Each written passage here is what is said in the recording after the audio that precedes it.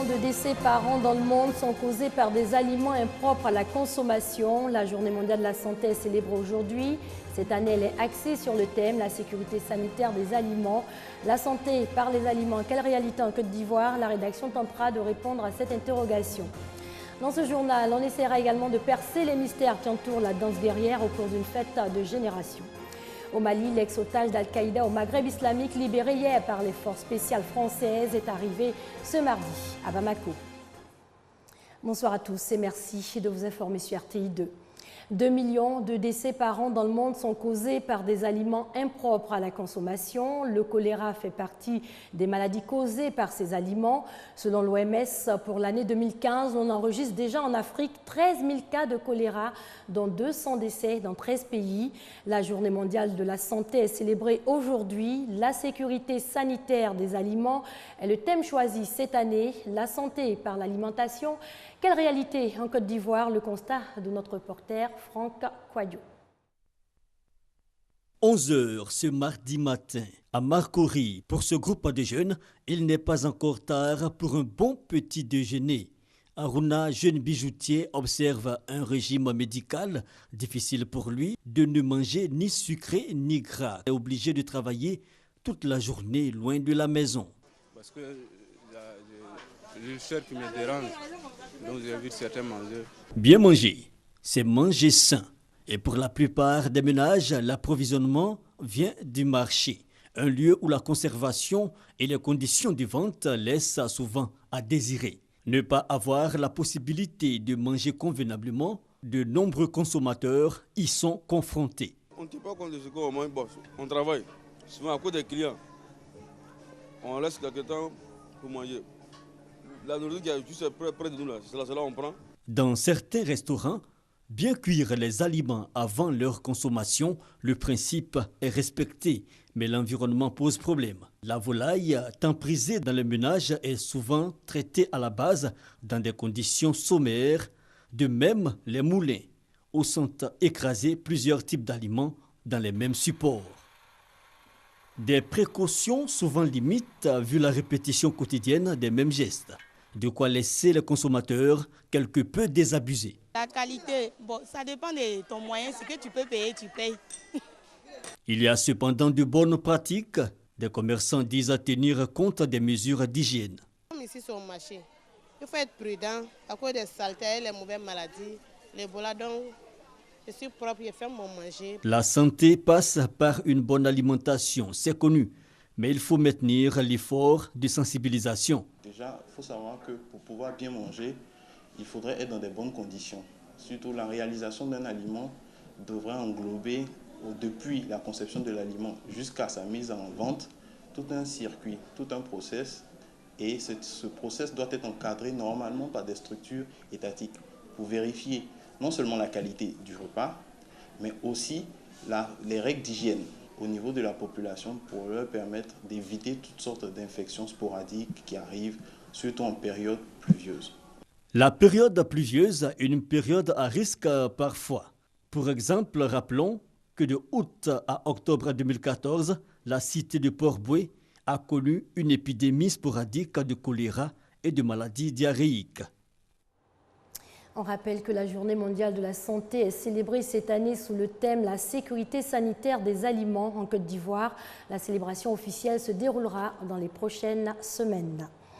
Toujours au chapitre de l'alimentation aux Pays-Bas, un tribunal vient de condamner à 2 ans et demi de prison un grossiste. L'homme avait vendu des tonnes de viande de cheval, faisant croire qu'il s'agissait de la viande de bœuf. Vendre du cheval pour du bœuf, 2 ans et demi de prison. Un grossiste néerlandais a été condamné dans son pays pour avoir étiqueté pur bœuf des tonnes de viande de cheval. Le scandale avait éclaté en 2013 en Irlande et en Grande-Bretagne, où du cheval avait été retrouvé dans des burgers surgelés. On s'intéresse à présent à cette nouvelle dynamique au sein de la coopérative des productrices d'Atiéké de Zemenafla. C'est un village situé dans le département de Saint-Fra. Voyons ensemble comment ces femmes ont décidé de s'organiser pour accroître leur production. Connaît par Gassoro. Ambiance particulière et festive dans le village de Zemenafla, village situé dans le département de Saint-Fra, à l'ouest de la Côte d'Ivoire. la coopérative des femmes dynamiques de ce village a été installée. Coopérative spécialisée dans la production du manioc. C'était en présence du ministre chargé de la Défense, Paul Kofi, parrain de la cérémonie, des autorités administratives, des élus et cadres de la région et des chefs traditionnels. Je ne saurais que dire davantage. Depuis ce matin, avec tous les mots agréables et l'accueil qui nous a été réservé, je voudrais d'abord dire merci. Merci à mes parents des éminents plans.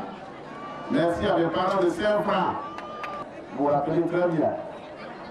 Lors de nos dernières visites ici, vous avez insisté à ce que je vienne chez moi ici à Saint-Franc, n'est-ce pas? Je suis là aujourd'hui. Après avoir prodigué de sages conseils aux populations des éminents flancs en général et en particulier aux femmes de la coopérative, Paul Kofi leur a offert plus de 3 millions de francs CFA. Cette somme, selon lui, contribuera à soutenir les actions de la coopérative, mais aussi à accroître leurs activités de production du manioc dans la zone. Un geste fort apprécié par les habitants de Zéménanfla. Ils n'ont pas manqué de témoigner leur reconnaissance et leur gratitude au ministre Paul Kofi. Chants, défilés, danses traditionnelles ont meublé cette cérémonie d'installation de la coopérative des femmes productrices de manioc de Zéménanfla. L'Union nationale des retraités de Côte d'Ivoire prépare son assemblée générale élective. Elle se tiendra le 9 avril prochain.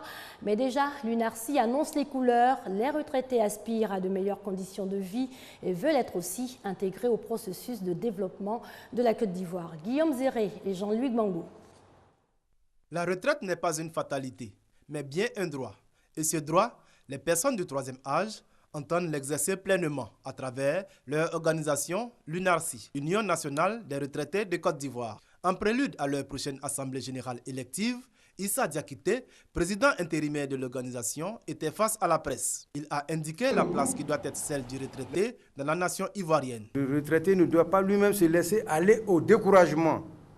Il ne doit pas se considérer comme un assisté éternel. Au contraire, de par sa compétence, il doit se considérer comme un expert, un assistant, un consultant.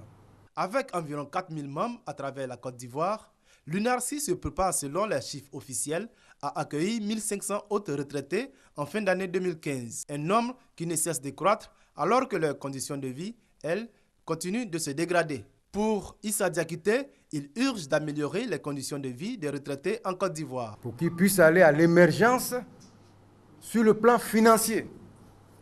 Il faut que la pension soit alignée sur le coût de la vie par rapport à l'inflation et tout ça. L'Assemblée générale élective du 9 avril, qui va permettre le renouvellement des instances, est un rendez-vous capital pour les retraités. J'exhorte tous les retraités, qu'ils soient du privé ou du public, à venir nombreux à la rencontre du jeudi 9 avril, afin que, unis, nous puissions élaborer toutes nos préoccupations. Créée en 1999, l'Union nationale des retraités de Côte d'Ivoire est dirigée depuis 2002 par Kakou Théodore.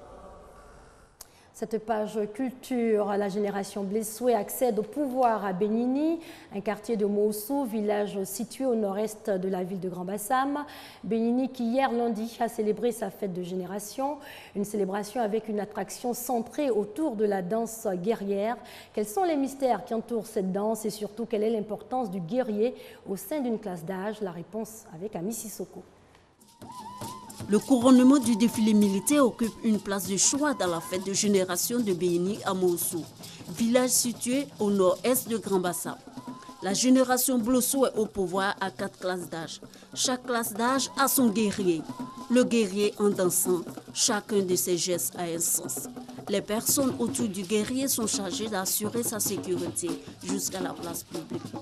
Le guerrier, où il est là, il coupe les têtes. Mais comme on dit dans la nature, il ne peut pas couper les têtes des gens. En dansant, il peut couper les têtes de tout ce qu'il veut. C'est ça qu'on dit le guerrier, l'homme fort. Une fois, on a attrapé le guerrier, la génération est morte. Et c'est eux, grâce à eux, le guerrier, on a cette puissance. Et où il est, tous les gens qui le protègent, les tam-tams qui avaient coucou. Il dit, fais ton pas. Fais ton pas, remets-toi, fais ton pas, remets-toi, fais des gestes. En même temps, il regarde, les tam-tams là, c'est à quoi ça qui lui donne la force. Il remet ses danses. C'est la génération Djamia Manibé, la 3e classe d'âge, qui signifie le 3e né garçon. Et devant cette classe d'âge, vous allez voir un homme qui joue le rôle d'avant-garde. Après lui, il y a une femme qui détient les instruments de la cérémonie. Dans ce panier, vous allez voir des œufs, du kaolé, de la boisson, de la liqueur, du gin, qui servent à la purification de l'environnement. Ce sont les Baoulés, les guerriers de la génération qui ouvrent le défilé militaire. Ils sont suivis des Djamiens, les Benjamins, puis des Djamiens Mélembe, les Kadis. Les Atiblés, les aînés, les sages ferment la marche. C'est le lieu pour chaque classe d'âge de montrer sa maturité à affronter les obstacles, même mystiques. Et c'est à ce niveau que les femmes jouent leur rôle de protection du guerrier. Je tiens le panier qui contient les œufs et le kaolé avec cola. C'est pour protéger notre guerrier. S'il y a les trucs, on lance les sorts, on prend pour défaire les sorts. La génération est une école de formation à la démocratie, à la maîtrise obligatoire de la langue maternelle, à l'apprentissage des us et coutumes abourés. Sans oublier l'assistanat social. La génération a aussi un pouvoir de guérison. C'est donc un repère important de la vie de la communauté abourée. Un reportage signé Ami Sissoko. En images, après près de 3 ans et demi de captivité dans le nord du Mali, l'ex-otage néerlandais est arrivé ce mardi à Bamako. Sache riche que, libéré hier par les forces spéciales françaises, avait été enlevé par Al-Qaïda au Maghreb islamique en novembre 2011. À présent, retour dans ce journal sur ce drame, l'attaque de l'université de Garissa au Kenya. 148 personnes, dont 142 étudiants, ont été tués. Au 3e jour du deuil national décrété par Nairobi, les Kenyans, toujours sous le choc, une marche a été organisée aujourd'hui pour rappeler à l'unité. Retour sur le massacre du 2 avril à l'université de Garissa. Des tirs nourris, des gens qui courent dans tous les sens, dans la confusion la plus totale. Au terme d'un siège de plus de 16 heures à l'université de Garissa, 148 personnes ont trouvé la mort, en majorité des étudiants. L'attaque la plus meurtrière qu'a connue le Kenya depuis l'attentat contre l'ambassade américaine de Nairobi, perpétré par Al-Qaïda en 1998. Hélène Titus était étudiante à Garissa. Pendant l'attaque, elle s'est cachée dans le placard de sa chambre. Les islamistes somaliens l'ont découverte et emmenée dans leur réfectoire avec d'autres. Les Chebabs nous ont dit « le Coran ne nous autorise pas à tuer les femmes ». Alors ils ont pris leurs armes et ont commencé à tirer sur les hommes. Nous avons toutes vu ce qui se passait et nous étions très choqués. Avant cela, je n'avais jamais vu quelqu'un se faire tuer. Ils ont tiré sur les hommes, les uns après les autres. Les islamistes Chebab ont déjà commis plusieurs attentats au Kenya, mais aussi en Ouganda, en représailles à la guerre menée contre eux par l'armée kenyane en Somalie depuis 2011. En 2013, un commando islamiste affilié au Chebab somalien a attaqué le centre commercial Westgate de Nairobi, faisant 67 victimes. Peu après l'attaque de Garissa, les Chebab ont menacé le Kenya d'un nouveau bain de sang.